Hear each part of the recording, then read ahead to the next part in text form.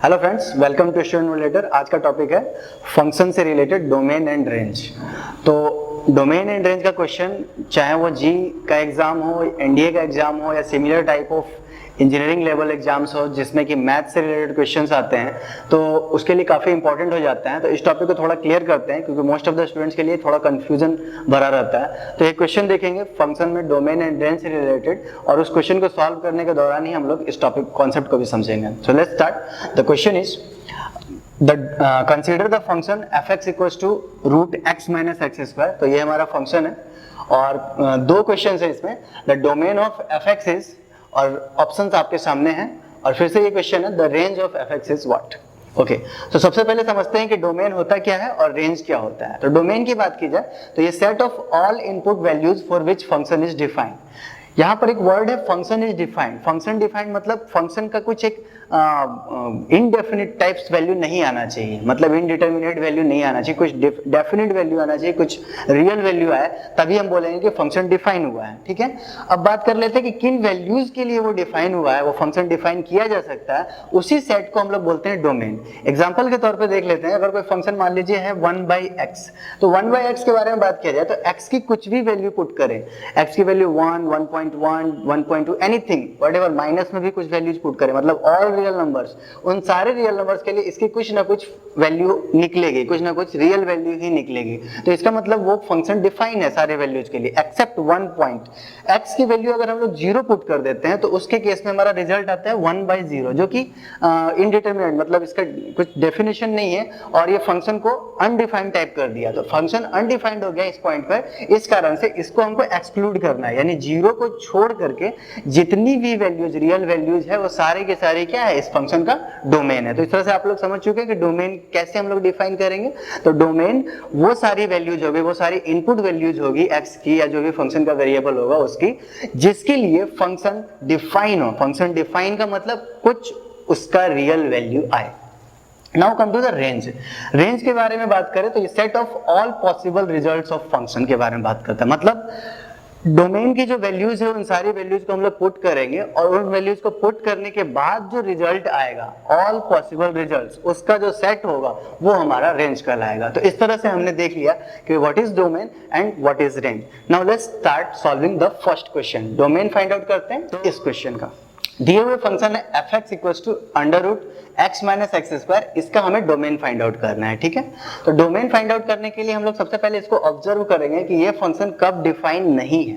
तो डिफाइन कब नहीं है, रूट के अंदर अगर कोई भी वैल्यू नेगेटिव आ जाए तो उस समय वो अनडिफाइंड हो जाता है या फिर उसकी वैल्यू इमेजिनरी हो जाती है। तो हमारा टारगेट क्या है कि रूट के अंदर पॉजिटिव वैल्यू हो, तभी उसको हम लोग डिफाइन करते हैं, तो उसी के लिए फंक्शन डिफाइंड है और उन्हीं सारी वैल्यूज का जो सेट होगा वही हमारा डोमेन होगा। इसका मतलब हमारा टारगेट जो है वो ये है, x minus x square should be greater than 0 to define the function. Okay, अब x minus x square should be greater than 0, इसको आगे ब्रेक करते हैं तो दो पार्ट में ब्रेक होता है, x into 1 minus x should be greater than 0। अब इसको फर्दर ब्रेक किया जाता है, मतलब इसकी बात की जाए कि ये दोनों का मल्टीपल ग्रेटर देन 0 है, इसका मतलब या तो ये दोनों पॉजिटिव होने चाहिए या तो ये दोनों नेगेटिव होने चाहिए। तो इसके बाद हमारे पास दो कंडीशन आ गए। पहला कंडीशन क्या आ गया, x should be greater than 0 और 1 minus x should also be greater than 0। और दूसरा कंडीशन क्या आ गया हमारे पास, x should be less than 0 and 1 minus x should be less than 0। जो पहला कंडीशन है उससे देख लेते हैं क्या फाइनल कंक्लूजन आता है हमारा। 1 माइनस एक्स ग्रेटर देन 0 को हम लोग फर्दर लिख सकते हैं x इज लेस देन 1, और 1 माइनस एक्स लेस देन 0 को हम लोग लिख सकते हैं x is greater than 1। You can see minus x इधर जाएगा तो x ग्रेटर देन 1 बन जाएगा, और यहाँ पर माइनस एक्स इधर 0 की तरफ गया तो x लेस देन 1 बन जाएगा। ओवरऑल हमारे पास ये दोनों साथ में कंडीशन है, तो इन दोनों कंडीशन को अगर कंबाइन किया जाए, मतलब x ग्रेटर देन 0 और x लेस देन 1 को, तो हमारे पास एक रिजल्ट आता है फ्रॉम 0 टू 1, यानी x का वैल्यू हो गया फ्रॉम 0 टू 1। जब इन दोनों को कंबाइन करते हैं, मतलब x लेस देन 0 और x greater than 1, x less than 0, देखिए अगर रियल वैल्यूज का सेट हम लोग डिफाइन करते हैं तो 0, 1, 2 so on, okay, x greater than 1 की बात करें तो इधर हमारा सारा x का वैल्यू रहेगा, x लेस देन 0 की बात करें तो इधर हमारा सारा x का वैल्यू रहेगा। तो इन दोनों में कॉमन क्या हुआ? कुछ भी नहीं हुआ, यानी इन दोनों का कंक्लूजन कुछ भी नहीं निकला। ओके, तो इधर बात कर लेते हैं, तो इधर का कंक्लूजन हमारे पास निकला फ्रॉम 0 to 1। ओवरऑल बात की जाए तो ये जो फंक्शन है इसके लिए मतलब x माइनस एक्स स्क्वायर को पॉजिटिव रहने के लिए हमारे पास जो कंडीशन है, नेट कंडीशन, वो है x should be greater than 0 and less than 1, it can be equal as well. Okay, तो कहने का मतलब ये हुआ कि ये जब भी पॉजिटिव रहेगा उसी समय ये फंक्शन डिफाइंड है, यानी इस कंडीशन के लिए ही सिर्फ ये फंक्शन डिफाइंड है। अब इस कंडीशन के लिए सिर्फ ये फंक्शन डिफाइंड है, मतलब ये क्या है? ये set of values is called domain। तो डोमेन हमारा क्या हो गया? From starting from 0 up to 1, और क्लोज्ड मतलब 0 से इक्वल भी हो सकता है, 1 के भी इक्वल हो सकता है, इसलिए हम लोग क्लोज रेंज बोलेंगे, मतलब 0 to 1। ओके, बात कर लेते हैं रेंज ऑफ एफएक्स की। रेंज ऑफ एफएक्स को भी फाइंड आउट कर लेते हैं। तो अभी हमने डोमेन निकाल लिया 0 to 1, मतलब x की जो मिनिमम वैल्यू हो सकती है वो 0 और x की जो मैक्सिमम वैल्यू हो सकती है वो 1 for defining this function fx। अब इन दोनों वैल्यूज पर हम थोड़ा सा इस फंक्शन को देख लेते हैं कि फंक्शन की वैल्यू क्या होती है। तो जो minimum value x equal to 0 है, वहां पर भी फंक्शन की बात की जाए तो वो है √0 - 0 स्क्वायर, दैट इज 0। और x इक्वल टू 1 पे अगर बात की जाए तो भी वहां पर भी फंक्शन की क्या वैल्यू होगी? √1 - 1 स्क्वायर एंड दैट इज 0। तो दोनों के दोनों कंडीशन में फंक्शन की वैल्यू हो गई 0, तो रेंज हमारा तो अभी निकला नहीं। दूसरी बात ये, x minus x square is not continuously increasing और continuously decreasing function in this range. Let's see how we can find out. तो कहने का मतलब ये हुआ कि चूंकि फंक्शन किसी पॉइंट x, अगर हम लोग ग्राफ इसका ड्रॉ करें x के रिस्पेक्ट में fx का, तो 0 पर x इक्वल टू 0 पर बात कर रहा है और x इक्वल टू 1 पर बात कर रहा है। तो x इक्वल टू 0 पर भी फंक्शन हमारा 0 है और x इक्वल टू 1 पर भी हमारा फंक्शन 0 है। तो इसका मतलब ये हुआ, ऐसा नहीं है कि ये कंटिन्यूअसली 0 है, क्योंकि इसके बीच में अगर कुछ भी वैल्यू पुट करते हैं हम यहाँ पर 0.1 और समथिंग, तो कुछ ना कुछ वैल्यू निकलने वाला है।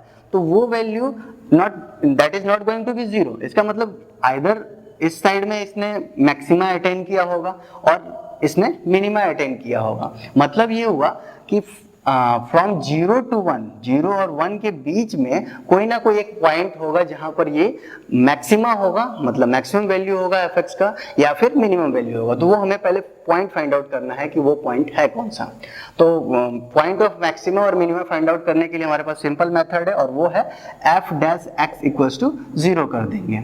f' x = 0 करने के लिए हम लोग इस रूट के साथ भी वैल्यू ले सकते हैं, बट चूंकि एग्जाम में टाइम कम होता है तो हम लोग शॉर्टकट मेथड से चलते हैं, और रूट की वैल्यू भी उसी पॉइंट पे मैक्सिमम होगी जितना उसके अंदर की वैल्यू मैक्सिमम होगी जिस पॉइंट पे। मतलब कहने का ये है कि √4 और √5 में कौन बड़ा होगा? तो ऑफ कोर्स √5, यानी जब अंदर जो फंक्शन है हमारा वो बड़ा है तो ओवरऑल रूट निकालने के बाद जो फाइनल रिजल्ट आएगा वो बड़ा ही होगा।